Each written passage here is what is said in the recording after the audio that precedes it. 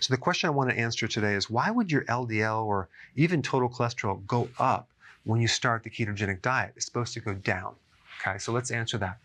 First thing you need to know is that if it goes up, first thing you need to know is that the majority of the time, it will go down. It doesn't go up. So if it goes up for you, it's not as common, but it's not a problem. One thing you have to realize is that LDL is not cholesterol. LDL is low-density lipoprotein. It's the carrier boat that travels the cholesterol through the blood. And the second thing you need to know is that LDL is not bad.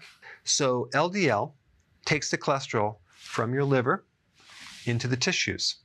HDL takes the cholesterol from your tissues back on up to the liver. So we have this exchange with cholesterol.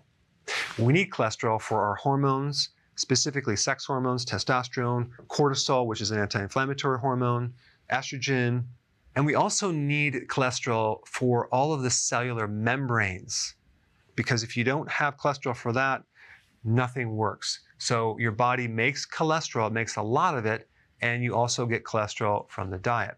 Typically what happens when you consume more fat or cholesterol, your body makes less cholesterol.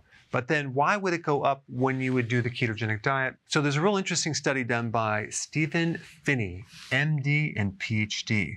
So what he did is he did biopsies on fat cells through a person's ketogenic plan to identify what happens inside the fat cell during this process. And he found some really interesting data. One thing he talked about is this: cholesterol is also stored in the fat cell in a certain amount.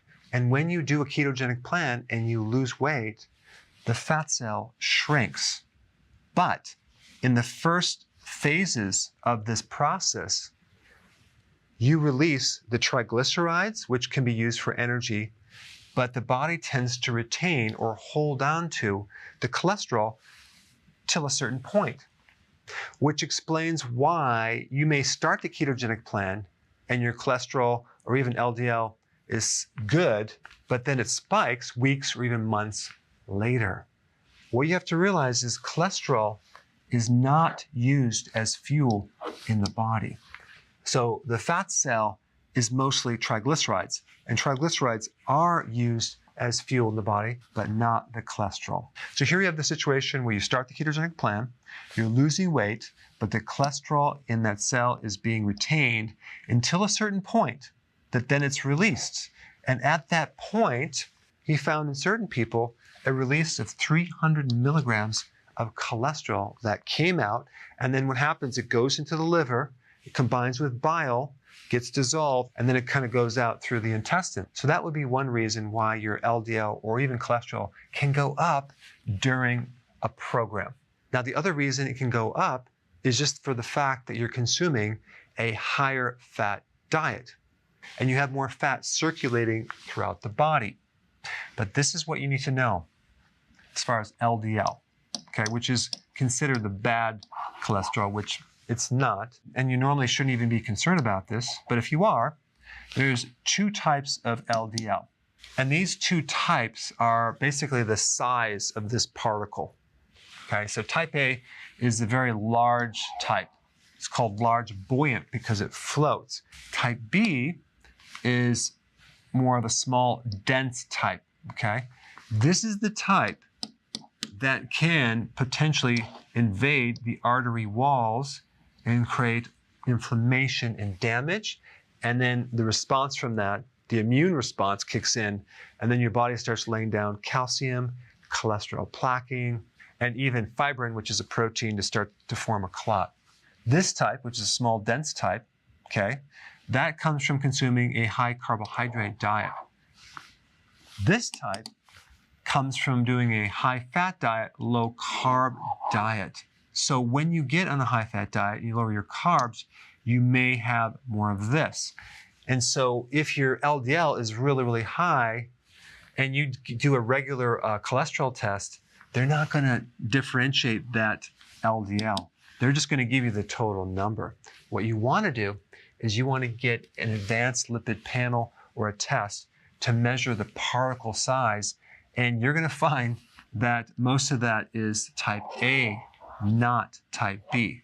In fact, my own wife, Karen, had very high LDL. And so we got this advanced test, and sure enough, the majority of it was type A and hardly any type B. So do you have to be concerned? No. But if you are concerned, get this advanced test done so you have the knowledge of really what's happening. And if you're still concerned that it's high in general and you want to lower it, there's a couple things you can do. Number one, you can actually consume more fiber in the form of vegetables, because fiber tends to bind with some of these fats and allow them to be transported through the body. You could also reduce some of the extra fat that you're consuming, like butter or some other fats. You can start reducing some of that to some degree, but not below 75 grams. I don't recommend that. All right, so the bottom line is you don't have to be concerned about this. You should get this test and really understand what's really happening. All right, thanks for watching. Hey, before you leave, I just wanted to give you a little quick history on some of the books that I wrote. This was one of the first books. It's called Dr. Berg Body Shapes. It was my attempt at writing about body types.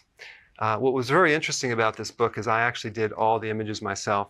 Don't ask me why. They look actually not quite as professional as some of the images that I have in the new book. But anyway, this is my first attempt right here called Dr. Berg's Body Shape Diets. And then I wrote a book more extensive called The 7 Principles of Fat Burning. I don't even have a copy anymore, actually, because it's outdated. The next book, I put about 1,000 hours into this one right here called The New Body Type Guide. Major updates on the body types. I put a lot of energy into this. It has professional images, graphics, all sorts of things. Now, the problem with this book is it doesn't really describe what this is really about.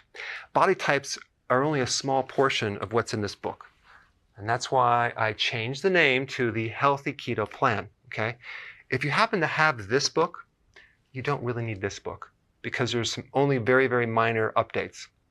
But if you don't have this, you need to get this one right here. This book goes into every single detail that you would ever want to know about. It goes into the 7 principles of fat burning. It goes into hormones, the body types, the basic keto plan. It goes into intermittent fasting. I talk about the 10 fat burning triggers and blockers and fat burning strategies with a lot of details in every single chapter. I go into body issues that interfere with losing weight. There's very few people that just have a weight problem. They have a lot of body issues, whether it's sleeping problems, stress problems, inflammation, menopause. I cover that extensively in this book. Then I talk about how to get rid of stress, and I show you a technique. Then I get into exercising. And then I have a lot of really good recipes in this book as well. So this is a good reference guide. On my website, if you get this book, you get this one free. It's called Healthy Keto Intermittent Fasting. This is the shortcut, quick guide to this book. And the reason I created this book is to have you, within 45 minutes, learn how to do keto, okay, in intermittent fasting, exactly what you need to do. Then you can fill in the blanks with this book right here. So right now I'm doing a special. If you get this book, you get this one totally free, or you can go to Amazon and get these individually. So I just want to clarify the difference between this book and this updated one right here. If you don't have this, you need to get this right here. That way you can get the exact correct information to do it healthily.